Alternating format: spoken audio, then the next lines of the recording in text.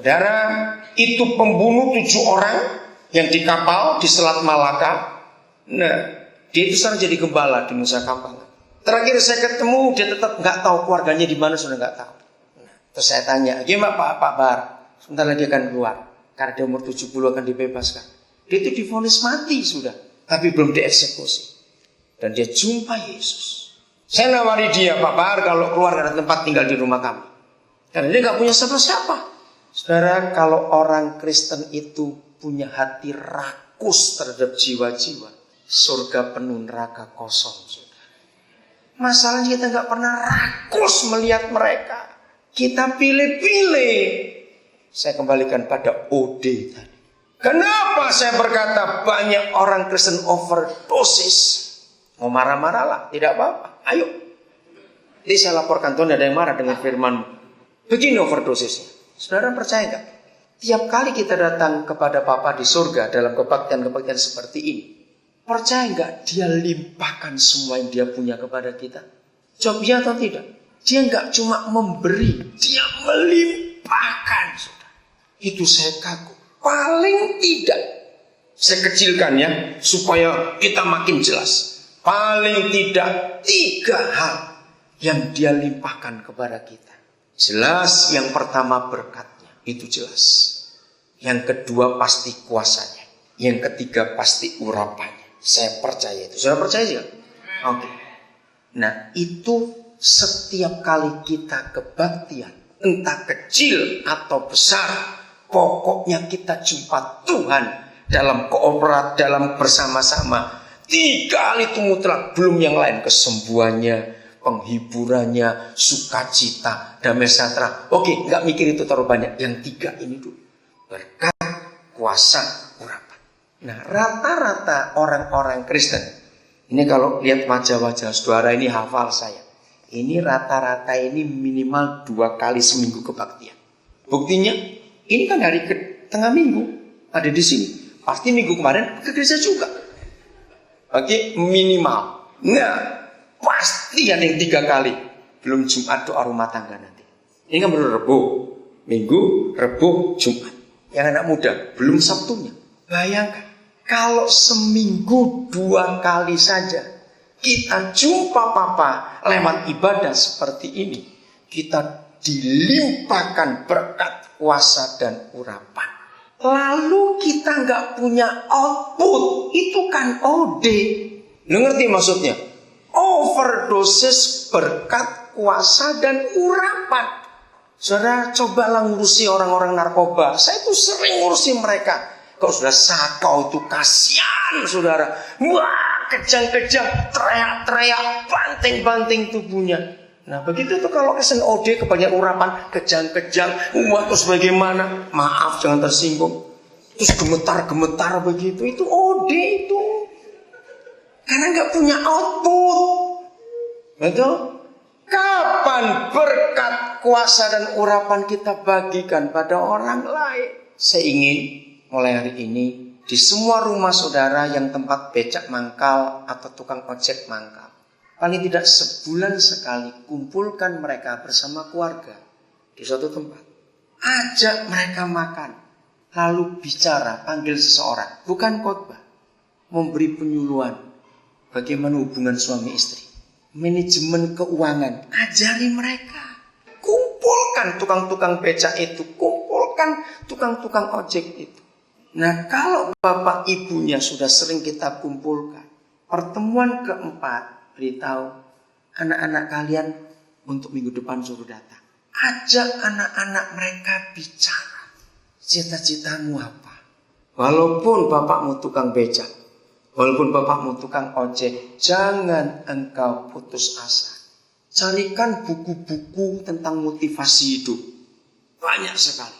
Kalau saudara bisa beli buku itu, hobi saya itu beli buku. Saya bagi kepada mereka.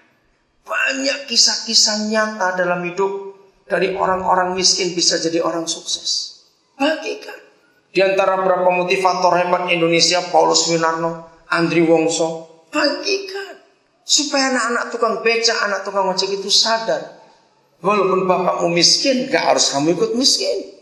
Mau bagi-bagi seperti itu? Kumpulkan. mereka akan senang sekali kita perhatikan mereka. Pernah enggak keluarga pembantu-pembantu rumah tangga saudara pun dikumpulkan? Kalau perlu ada libur, ajak anak-anak saudara ke kampung mereka untuk nengok bagaimana keadaan rumah tangga mereka di kampung sana. Itu sebuah perhatian. Gak usah ngomong Injil, gak usah ngomong agama. Orang akan terbuka hatinya karena kita beri perhatian pada mereka. Itu yang ditulis Yesus ketika dia melihat orang banyak yang begitu besar jumlahnya. Tergeraklah hatinya oleh belas kasihan dan dia buat sesuatu. Tolong ajak orang-orang mikir begitu. Langsung Yesaya pasal 2. Saya tadi dengar, puji Tuhan jemaat ini sudah bisa beli tanah di samping kanan gereja. Bagus. Saya ingin memberi masukan kepada majelis dan gembala. Jangan cuma dibangun tempat ibadah. Bangunkan sesuatu yang bisa berguna buat masyarakat di sekitar sini. Entah apa, saya tidak tahu. Kiranya ayat ini akan membuat saudara, bukan cuma jemaat ini, tapi semua kita mengerti. Yesaya pasal 2. Judulnya apa di Alkitab saudara? Sion sebagai pusat kerajaan damai. Keluarkan kata Sion. Pakai nama apa saja nggak peduli. Tapi intinya pusat perdamaian. Saudara percaya nggak manusia mencari damai di bumi ini? Karena hidup sudah sangat melelahkan dan capek. Nah, ada apa di pusat kerajaan damai itu? Saya baca mulai ayat yang kedua.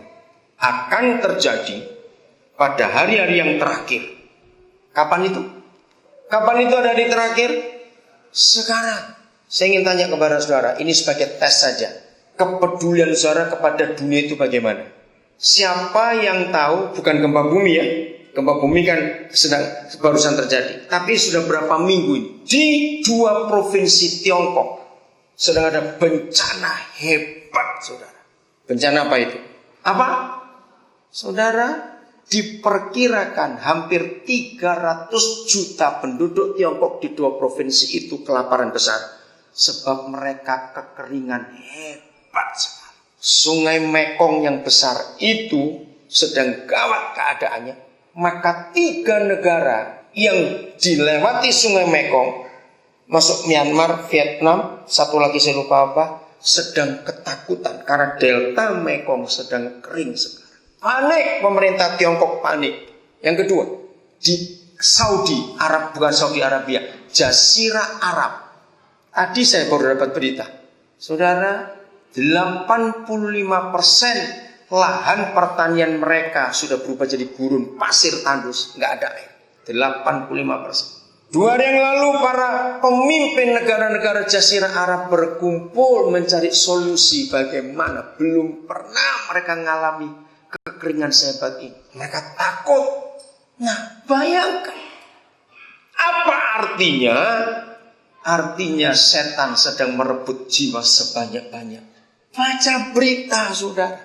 Sekarang ini di 2 provinsi itu di Tiongkok, orang-orang mencari air sampai sejauh 60 km. Dan itu pun dijatah hanya sekian kaleng. Gak tahu mau bagaimana berapa minggu yang akan datang ini. Takut sekali. Memang kita berkata, bukan urusan kita, kan ada pemerintahnya. Tapi ingat, inilah akhir zaman itu. Betul? Tanda-tanda yang Yesus katakan sudah terjadi. Nah, jahatnya orang Kristen, ini kalau dengar berita akhir zaman, selalu buntutnya tanya, kapan pengangkatan? Selalu begitu. Saya tunek kalau dengar orang Kristen tanya seperti itu. Seharusnya jangan tanya kapan pengangkatannya. Itu kan penakut, semua mengungsi duluan. Harusnya tanyanya, Tuhan apa yang saya harus buat supaya orang yang belum dengar nama Yesus bisa dengar. Jangan bilang pengangkatannya kapan, goblok. Marahlah. Saudara, ini yang gereja gak pernah pikirkan. Harusnya begitu dengar berita akhir zaman, Yesaya 2 ini muncul duluan. Ada apa pada hari-hari terakhir? Oke, saya belum baca lanjut. Saudara buka dulu saja. 2 Timotius 3 itu satu-satunya catatan di seluruh dunia. Itu hebat sekali. 2 Timotius 3. Satu-satunya catatan di seluruh dunia tentang kondisi manusia pada akhir zaman. Itu cuma ada di 2 Timotius 3 mulai ayat 1. Tidak pernah ada penulis manapun